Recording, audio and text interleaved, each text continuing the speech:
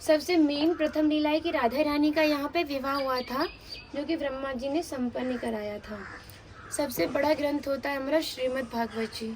अगर आपने किसी ने उसका श्रवण किया हो या अध्ययन किया हो तो आपको पता हो कि उसमें श्री जी का नाम नहीं आता, क्योंकि जो सुखदेव जी थे वो श्री जी को अपना परम गुरु मानते थे। जब उनका नाम ही नहीं है तो विवाह का उल्लेख कैसे हो सकता है। तो लेकिन जिस बट वृक्ष की आप दर्शन कर रहे हो, इसका श्रीमद् भागवत जी के 10वें स्कंद में उल्लेख मिलता है कि द्वापर युग में ये वृक्ष इतना विशाल था, इसकी जो शाखाएं थी वो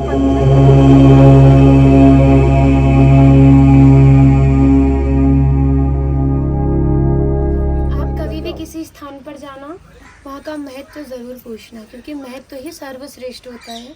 ऐसे तो हम भ्रमण करके कहीं भी आ जा सकते हैं, महत्वता ही सर्वश्रेष्ठ होती है। जब आप इतनी दूर से ब्रज में भ्रमण करने के लिए आओगे तो कान्हा की लीलाओं का ही आनंद लोगे, क्योंकि कान्हा की लीलाएं अनंत हैं। लेकिन जब भी आप भांडीर वन में प्रवेश करोगे तो उनकी 14 लीलाओं का उल्लेख मिलता है, जो कि दार्शनिक भी हैं और वार्णिक भी हैं। सबसे मेन प्रथम लीला है कि राधा रानी का यहाँ पे विवाह हुआ था, जो कि ब्रह्मा जी ने संपन्न कराया था। सबसे बड़ा ग्रंथ होता है हमारा श्रीमद् भागवत जी। अगर आपने किसी ने उसका श्रवण किया हो या अध्ययन किया हो तो आपको पता हो कि उसमें श्री जी का नाम नहीं आता, क्योंकि जो सुखदेव जी थे वो श्री जी को अपना परम गुरु मानते थे। जब उनका नाम ही नहीं है तो विवाह का उल्लेख कैसे हो सकता है। तो लेकिन जिस बट वृक्ष की आप दर्शन कर रहे हो, इसका श्रीमद् भागवत जी के 10वें स्कंद में उल्लेख मिलता है कि द्वापर युग में ये वृक्ष इतना विशाल था, इसकी जो शाखाएं थी वो यानी पंचकोशीय वृक्ष बोला जाता था। कान्हा की 9 लाख गाय यही बैठ के विश्राम करती थी और इन्हीं की शाखाओं पर चढ़ के ग्वाल बाल यमुना मैया को आर पार किया करते थे। मैया जो भी माखन मिर्ची और रोटी रख देती थी, सभी ग्वाल बाल एकत्रित होकर यहाँ पे भोजन प्रसादी ग्रहण करते थे, जो लंच टाइम कान्हा जी ने भांडीर वन में ही किया है। विवाह का वर्णन काफ़ी ग्रंथों में मिलता है। गर्ग संहिता, स्कंद पुराण, ब्रह्म वैवर्त पुराण काफ़ी हैं जो विवाह का उल्लेख करते हैं, एक सिर्फ श्रीमद् भागवत जी को छोड़ के। गर्ग संहिता जिसके रचयिता गर्गाचार्य जी थे, उन्होंने 16वें अध्याय में दिया कि कान्हा जब 2 वर्ष का था, 2 वर्ष का बच्चा बहुत नटखट होता है।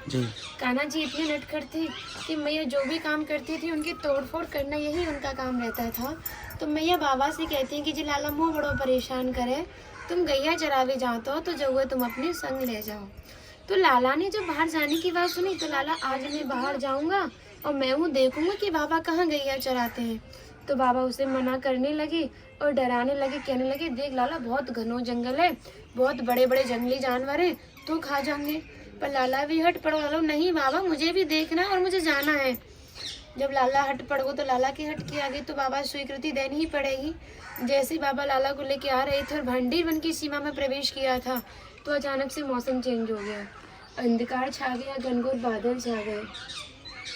दिन में भी तारे टिमटिमाने लगे थे, मूसलाधार बारिश होने लगी। तो बाबा डर गए और इसी भांडीर बट के आड़ लेके छिप गए और कहने लगे देख मैंने तुझे मना करी, तू मानो नहीं, अभी मौसम कैसा था और मौसम कैसा हो गया। तो फिर क्या देखते हैं, जिस जगह वो छिपे थे, जिस जगह को उन्होंने स्पर्श किया था, उस पर आज भी कान्हा की छवि नजर आती है। जब कान्हा आया था तब 2 वर्ष का था, वो भी छवि नजर आती है। जो बाद में किशोर अवस्था रूप लिया था वो भी छवि नजर आती है। तो फिर जैसे तूफान शांत हुआ तो एक दिव्य किरण उत्पन्न हुई। उस किरण का तेज इतना था कि हजारों सूर्यों के समान था, जिस कारण नंद बाबा की आंखें बंद हो गई, क्योंकि हम लोग तो एक सूर्य की तरफ नहीं देख पाते, वो तो हजारों सूर्यों के समान था। जैसे ही नंद बाबा ने अपनी आंखें खोली तो एक सुंदर कन्या का दर्शन पाया जब प्रकाश शांत हुआ। तो बाबा बहुत आश्चर्यचकित हुए कि अभी तो से तूफान था, लाली तू कौन है, कहाँ से आई है, अपना पूर्ण परिचय दे। तो राधा रानी ने अपना नाम वन सखी बताया। बोली बाबा आपको भयभीत देखता हुआ आपके पास आई हूँ। फिर श्री जी की निगाह बाबा पर जो गोदी में लग रहे लाला पे गई और बोली बाबा तुम्हारा लाला बहुत सुंदर है, जाए तुम वो गोदी में दो। तो बाबा बोले देख लाली तू ऐसे लाला को ना दूंगो, पहले तू अपना पूर्ण और सही परिचय देगी जब ही तो लाला को दूंगो। तो फिर राधा रानी ने नंद बाबा को अपना दिव्य रूप का दर्शन दिया।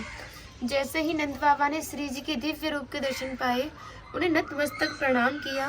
फिर उन्हें स्मरण हुआ कि कान्हा के जो कुलगुरु गर्गाचार्य जी थे, जिन्होंने कान्हा का नामकरण किया था और नामकरण के समय नंद बाबा को बताया था कि भांडीर वन में युगल सरकार का मिलन होना है। उन्होंने श्री जी ने फिर से 16 वर्ष का रूप लिया। बाबा बोले, ले लाली तू अपने प्राणनाथ को संभाल, जो तूफान आयो जाते मेरी 9 लाख गाय इधर उधर हो गई हैं, उन्हें मैं ढूंढ के लाता हूँ। कहते हैं और कहते हैं, देख लाली जो तेरा मनोरथ है उसको पूर्ण करके लाला को घर पहुँचा दियो। इतना कह के बाबा आगे प्रस्थान करते हैं। तो श्री जी ने भी कान्हा को किशोर अवस्था रूप धारण करवाया है। दोनों ही 16-16 वर्ष के हुए हैं। इसी भांडीर बट के नीचे बैठ के प्रिया प्रीतम जी आपस में श्रृंगार कर रहे थे, प्रिया जी प्रीतम जी का और प्रीतम जी प्रिया जी का। तो ब्रह्मा जी ने इतना सुंदर दिव्य नज़ारा जब भूलोक पर देखा तो उनको बहुत श्राप लगे हुए थे। इस कारण उनका ब्रजमंडल में कहीं भी कोई स्थान नहीं था। उन्होंने सोचा आज युगल सरकार का मिलन है, क्यों ना इन दोनों का विवाह संपन्न करा दिया जाए तो मुझे पापों से मुक्ति मिलेगी और शायद ब्रज में स्थान मिल जाए। यही सोचकर जो हमारे विवाह की पद्धतियाँ होती हैं वो 8 प्रकार की होती हैं। तो उसमें से एक पद्धति होती है गंधर्व पद्धति। उसी पद्धति के माध्यम से यहाँ पे विवाह संपन्न कराया है कि यहाँ पे गंधर्व विवाह बोला जाता है। हमारे हिंदू समाज में रिवाज है कि एक पिता अपनी बेटी के पीले हाथ नहीं कर देता या कन्या का दान नहीं कर देता तब तक विवाह संपन्न नहीं होता। तो ब्रह्मा जी ने पिता और पुरोहित दोनों ही कार्य निभाए हैं। हमारे हिंदू समाज में ये भी रिवाज है कि पुरोहित कोई शुभ कार्य मांगलिक कार्य कर रहा हो उसको दान या दक्षिणा ना दे दो तब तक कोई हमारा शुभ कार्य सफल नहीं माना जाता। तो ब्रह्मा जी से कान्हा जी ने कहा आपको क्या चाहिए आप मांगो। तो ब्रह्मा जी ने कहा नारायण मुझे आपकी चरण धूल और भक्ति चाहिए। तो कान्हा ने तथास्तु बोला है। तो ब्रह्मा जी ने उनके चरणों में से धूल ले जाकर जो पुष्कर राजस्थान में उनका मेन मंदिर है वहाँ पे उन्होंने भक्ति की है। हमारे स्कंद पुराण में ऐसा वर्णन आता है कि राधा रानी ने ये कहा था कि जो भी गुप्त वृंदावन आएगा वो मोक्ष को प्राप्त होगा। तो कान्हा बोले आप इतनी बड़ी बात को कह रही हो, लोग पाप करेंगे और सीधे दौड़े भांडीर वन चले जाएंगे क्योंकि आपने मोक्ष धाम भांडीर वन जो कह दिया। तो हमारी श्री जी ने कहा था नहीं कान्हा मैं जिस पर कृपा करूंगी और जिसको मैं बुलाऊंगी वही लोग इस स्थान पर आएंगे। लोग कई बार वृंदावन आएंगे तो बहुत कम गुप्त वृंदावन आएंगे, वो भी डायरेक्टली नहीं किसी के माध्यम से। इस स्थान तक पहुंचने के लिए माध्यम बहुत ज़रूरी है। हमारा आदि बरहा पुराण तो ये भी कहता है कि भांडीर वन से कोई कारणवश अगर पक्षी मात्र भी ऊपर होके गुजर जाए या भांडीर वन की तरफ कोई आंख उठा के भी देख ले तो उसके जीवन में जो भी कष्ट है उनका स्वयं खुद श्री जी निवारण करती हैं। ये तो वो स्थान है। राधे राधे। जय श्री राधे। जय श्री राधे। ये आगे वेदी मंडप बना हुआ है क्योंकि यही वृक्ष उस समय का साक्षी है। सबसे बड़ा ग्रंथ हमारा श्रीमद् भागवत जी, अगर वो किसी चीज़ का उल्लेख कर रहा है ना तो वो हमारा नॉर्मल चीज़ नहीं है। 10वें स्कंद में इस भांडीर बट को हाईलाइट किया गया है। आ जाओ मैं दर्शन कराती हूँ पीछे।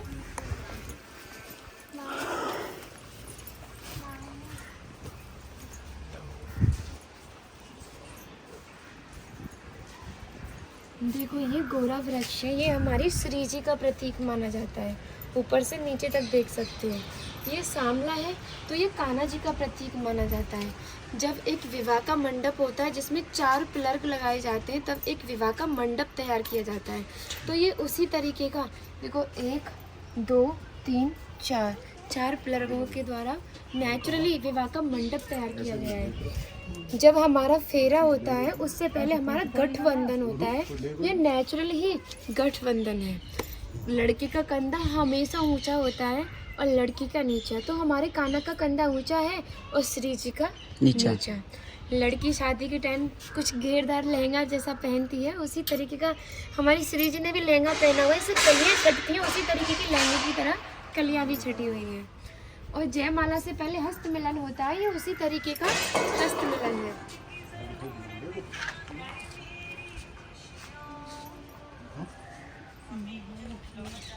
पापा जी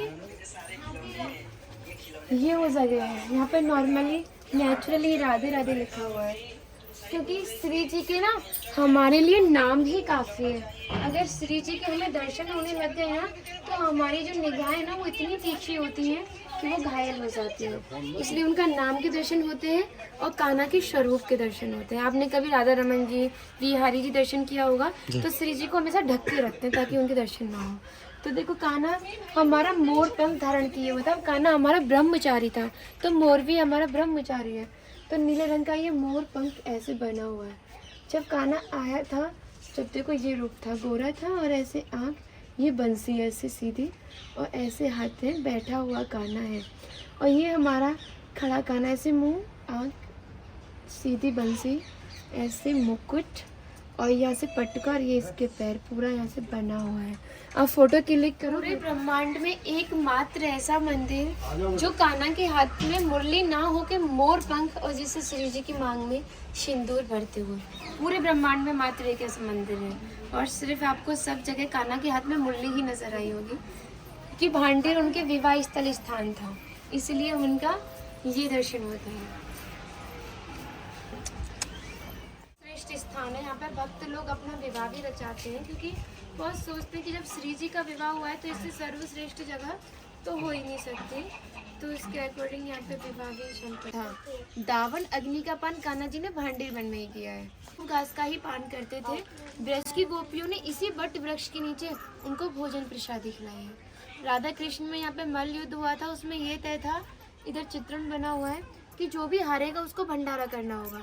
तो जब कान्हा हार गया था तो गाल वालों के साथ मिलकर यहाँ पे भंडारा, इसका नाम भांडी बन पड़ा है।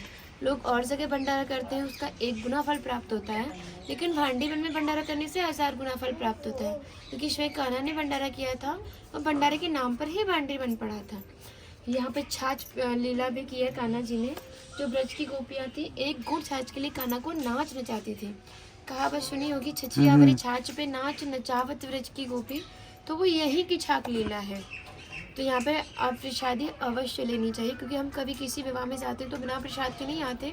आप तो सिर्फ श्री जी के विवाह स्थान पर आए हो, तो बिना प्रसाद के कैसे जा सकते हो। प्रथम प्रसादी, दूसरा कान्हा ने इसी बट वृक्ष के नीचे लंच टाइम किया है, तीसरा भंडारे की प्रसादी, चौथा दुर्वासा मुनि वाली प्रसादी, 5वां कान्हा जी ने स्वयं ब्रजवासियों से मधुकरी भी मांग के पाई है।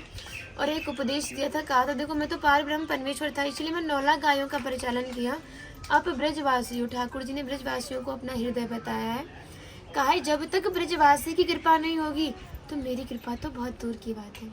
तो ब्रजवासियों से जब मधुकरी मांगी थी तो कुछ दान दिया था, कहा था आप मेरा हृदय हो, लेकिन एक मेरा परम हृदय, मेरा परम स्नेही मेरे गौ माता लंबा से दैत्य का उद्धार किया है। उधर मंदिर देखोगे, सारे दैत्यों का उद्धार तो कान्हा ने किया था, लेकिन जो प्रलंबासुर दैत्य था, जो प्रहलाद जी के वंशज का था, जब भगवान विष्णु ने नरसिंह अवतार लिया था तो प्रहलाद जी से वचन दिया था कि मैं तुम्हारे वंश का कोई भी हत्या नहीं करूंगा। उसी कारण दाऊ बयान का उद्धार किया है। उधर कुएं का दर्शन करोगे, वो हमारा नॉर्मल कुआं नहीं है, 4 युगों से कुआं है। प्रथम युग सतयुग था, जब भगवान विष्णु ने मत्स्य अवतार लिया था। जो सत्यव्रत नामक राजा थे, जिनका बाद में नाम मनु पड़ा था, वो सरोवर में स्नान करने के लिए गए थे तो उनके हाथ में मछली आ गई थी, तो कुछ क्षण के लिए इस कूप में रखा। इस कूप का नाम मत्स्य कूप पड़ा।